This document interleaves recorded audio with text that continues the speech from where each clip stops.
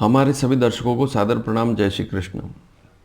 आज का हमारा विषय है नवतपा, नौतपा। थोड़ा सा विचित्र विषय है, लेकिन आप इसे समझ पाएंगे यदि पूरा वीडियो देखेंगे। यह मौसम से संबंधित विषय है। शास्त्रों में इसके लिए लिखा है कि जब सूर्य रोहिणी नक्षत्र पर आता है, प्रवेश करता है, क्योंकि सूर्य एक राशि पर 30 दिन रहता है, एक नक्षत्र पर 13.25 दिन रहता है। इसी प्रकार से 27 नक्षत्रों पर सूर्य भ्रमण करता है, एक वर्ष पूरा लगता है। हालांकि पृथ्वी भ्रमण करती है, लेकिन हम सूर्य को चलित मानते हैं। तो सूर्य रोहिणी नक्षत्र पर जब आता है तो रोहिणी तपती है, ऐसा शास्त्रों में लिखा है। और रोहिणी का तपना भी बहुत ज़रूरी है। इस समय गर्मी पड़ना भी बहुत ज़रूरी है। और रोहिणी नक्षत्र पर सूर्य इस वर्ष कब आया है? 24 मई 2020 की रात्रि 2:32, अर्थात उस समय 25 मई लग चुकी थी। तो 25 मई की 2:32 AM पर रोहिणी नक्षत्र पर सूर्य प्रवेश कर चुका है। और यह स्थिति 7 जून 2020 रात्रि 12:26 तक चलेगी। 7 जून 2020 रात्रि 12:26 तक यह स्थिति चलेगी। लेकिन 9 दिन विशेष सूर्य तपेगा। अब 25 मई से गिन ले में आप 25, 26, 27, 28, आज 28 तारीख है, 4 दिन हुए हैं। 29, 30, 31, 1 और 2 जून तक विशेष तपेगा। और 2 जून के बाद मौसम में आप देखेंगे अचानक बदलाव आएगा। और 7 जून के बाद तो आ ही जाएगा, क्योंकि 7 जून के बाद तो सूर्य रोहिणी नक्षत्र से उतर जाएगा और मृगशीर नक्षत्र पर प्रारंभ हो जाएगा, प्रवेश करेगा। वैसे तो कहीं कहीं लिखा है कि रोहिणी से लगाकर 9 नक्षत्रों तक, अर्थात उत्तरा फाल्गुनी नक्षत्र तक सूर्य नवतपा कहलाता है। अगर इस गणना को देखें तो 120 दिन तक यह स्थिति रहती है। इसमें उमस भी होती है, वर्षा भी होती है, सारी स्थितियां होती है। लेकिन रोहिणी नक्षत्र में सूर्य का तपना, गर्मी पड़ना बहुत आवश्यक है। अन्यथा आने वाले समय में फिर बारिश की संभावना तो आप समझो कि है ही नहीं। तो 25 मई से लेकर 2 जून तक इस वर्ष गर्मी पड़नी चाहिए, यह स्वाभाविक है। कई सदियों से इस विषय पर लोग मंथन करते हैं और इसे यह समझें कि यहाँ पर गर्मी पड़ना बहुत ज़रूरी है। गर्मी पड़ेगी तभी वर्षा आएगी। 2 जून से आप देखेंगे मौसम में अचानक बदलाव होगा। वैसे तो 1-2 दिन बाद ही शुरू हो जाएगा, लेकिन 2 जून मानकर चलते हैं, मौसम में बदलाव होगा। हवा में भी धीरे धीरे आपको ठंडक का आभास होगा। और 7 जून के बाद स्थितियां सामान्य हो जाएगी। दूसरी स्थिति यह भी है कि ज्येष्ठ मास शुक्ल पक्ष में आर्द्रा नक्षत्र से लेकर 9 नक्षत्र तक भी, अगर आर्द्रा से गिने तो 9 नक्षत्र, आर्द्रा, पुनर्वसु, पुष्य, आश्लेषा, मगा, पूर्व फाल्गुनी, उत्तरा फाल्गुनी, हस्त और चित्रा नक्षत्र तक यह स्थिति रहे। तब भी अगर चित्रा नक्षत्र देखें तो यह समाप्त होगा 2 जून के दिन। तो यह स्थिति भी यहीं से है। 25 मई से लगाकर 2 जून तक, 25 को आर्द्रा लगा है, 2 जून को चित्रा समाप्त हो जाएगा। तो 25 से लगाकर 2 जून तक तो नवतपा कहलाता है, नौतपा। 9 दिन पृथ्वी का तपना, गर्मी का पड़ना। और विशेषकर वो हिस्से, क्योंकि सभी हिस्से तो तपेंगे नहीं, जहाँ पर सूर्य की क्रांति होगी उसके लगभग ही जो प्रदेश होंगे, जो देश होंगे, वहीं पर गर्मी का प्रकोप ज़्यादा रहेगा। अभी सूर्य उत्तरायण है। और वर्षा ऋतु का यदि माने तो वर्षा ऋतु प्रारंभ कब होती है? इस वर्ष अगर देखें तो करके भानु सायन कर्क राशि पर सूर्य जो जाएगा वह जाएगा 20 जून के दिन रात्रि 3:12, अर्थात 21 जून 3:12 AM पर सूर्य कर्क राशि पर प्रवेश करेगा। यह सायन स्थिति है। और वहाँ से 21 जून से वर्षा ऋतु प्रारंभ हो जाएगी। वर्षा ऋतु 2 महीने तक चलती है।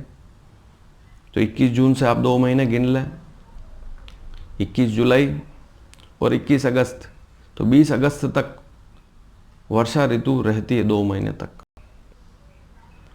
और उसके बाद फिर शरद ऋतु प्रारंभ हो जाती है। लेकिन यदि 9 नक्षत्रों तक नवतपा माने तो यह स्थिति 26 सितंबर तक चलेगी। तो लगभग हर वर्ष 26 सितंबर तक वर्षा बहुत से स्थानों पर होती ही है, लेकिन 2 महीने वर्षा के होते हैं। 21 जून से 2 महीने गिन लें। अब नमी कब से प्रारंभ होगी? जैसे मौसम में मॉइस्चर प्रारंभ होना, नमी प्रारंभ होना, बहुत ज़्यादा नमी होना, उमस होना, ऐसी स्थिति आर्द्रा नक्षत्र में जैसे ही सूर्य प्रवेश करेगा तब बनेगा। और आर्द्रा नक्षत्र पर 21 जून को रात्रि 10:26 पर सूर्य प्रवेश करेगा। और उसके बाद आप देखेंगे कि मौसम में नमी प्रारंभ हो जाएगी, अपने आप मौसम में बदलाव होगा और वर्षा ऋतु भी वैसे ही देखें तो अगले दिन से ही प्रारंभ हो जाएगी। तो समस्या वाली कोई बात ही नहीं वहाँ पर।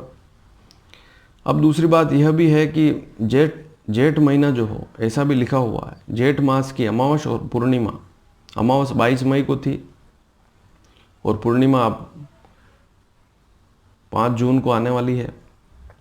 तो इन दोनों दिनों में बादल नहीं होने चाहिए और वर्षा, हवा, आंधी तूफान नहीं आने चाहिए। इससे भी मौसम में बिगाड़ा होता है, खराबी होती है, ऐसा लिखा हुआ है। तो 22 मई के आसपास देखेंगे आप तो बंगाल है, कलकत्ता, उस एरिया में मौसम में तूफान भी आए थे, वर्षा भी हुई थी और लाखों लोग बेघर हो गए। तो 22 मई वाली स्थिति तो ठीक नहीं है। अब 5 जून को भी आपको देखना पड़ेगा। 5 जून के दिन यदि मौसम में बादल होते हैं और किसी प्रकार से हवाएं चलती है, तेज आंधी तूफान चलते हैं, तो आने वाले समय में फिर यह मौसम को बिगाड़ने वाली स्थिति है। इसलिए पूर्णिमा 5 जून के दिन स्थिति सामान्य ही रहनी चाहिए। तो यह स्थिति भी आप समझ लें, ऐसा भी लिखा हुआ है। अभी नवतपा चल रहा है तो 9 दिन तक महिलाएं, विशेषकर महिलाएं घर में शरीर पर, विशेषकर हाथों में, पैरों में मेहंदी लगाती है। और जितने भी लोग हैं, नवतपा में कहा गया है कि शीतल पेय का प्रयोग ज़्यादा करें, ज़्यादा गरिष्ठ तले गले भोजन कम करें। नवतपा में शीतल पेय का ही प्रयोग करना चाहिए। तो 25 मई से लगाकर 2 जून तक शरीर को ठंडक देने वाले पदार्थ ही खाने चाहिए। ज़्यादा भारी, शरीर को नुकसान करने वाले भोजन ग्रहण नहीं करना चाहिए। यदि आप 21 जून को देखेंगे तो सूर्य की अधिकतम क्रांति 23° 26 के लगभग होगी। कहीं कहीं 27 कला भी कहते हैं। तो यह परम क्रांति पर होगा।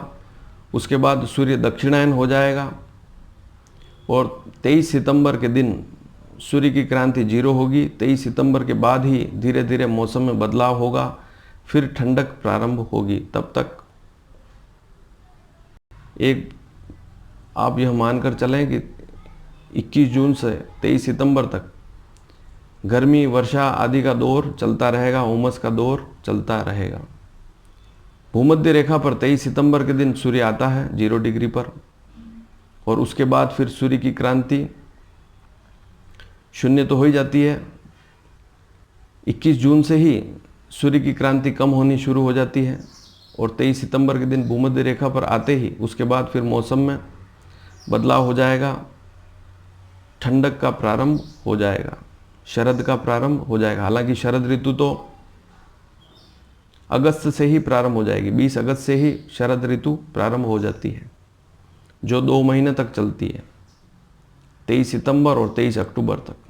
फिर उसके बाद हेमंत ऋतु लगती है 20 अक्टूबर के आसपास, 20-21 अक्टूबर, जो कि 21 दिसंबर तक चलती है और 21 दिसंबर को शिशिर ऋतु, बहुत तेज ठंड प्रारंभ हो जाती है। तो यह सारी स्थितियां यहाँ पर हैं।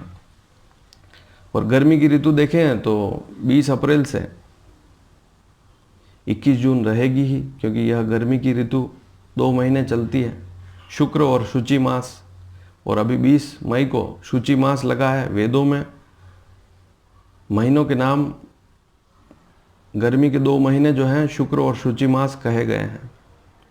तो यह भी एक सीखने लायक विषय है। तो कुल मिलाकर यदि इस पूर्णिमा पर 5 जून के दिन मौसम में तेज हवाएं चलना, बादलों का होना, ऐसी स्थिति बनती है, तब भी आगे जाके मौसम बिगड़ने की स्थिति बनती है। वैसे सक्रिय मानसून धीरे धीरे यदि 7-8 जून के बाद ही आए तब अच्छा है। तो यह सारी स्थितियां समझनी पड़ती है। तो 9 तपा अभी जो गर्मी पड़ रही है उसका मूल कारण यही है कि सूर्य रोहिणी नक्षत्र पर है। यह 7 जून तक रहेगा, लेकिन 9 दिन तो विशेष तपता ही है। 25 मई से 2 जून तक तपेगा। तो यह सीखने लायक विषय है। यदि वीडियो अच्छा लगे तो आप इसको शेयर भी करें। और यदि शास्त्रों में जाएं तो इस वर्ष शास्त्रों में तो यह लिखा है कि वर्षा बहुत कम है, लेकिन ऐसी कोई स्थिति नहीं है। वर्षा भी अच्छी होगी, सारी स्थितियां शुभ होगी और धान्य भी अच्छा होगा। धन्यवाद। जय श्री कृष्ण।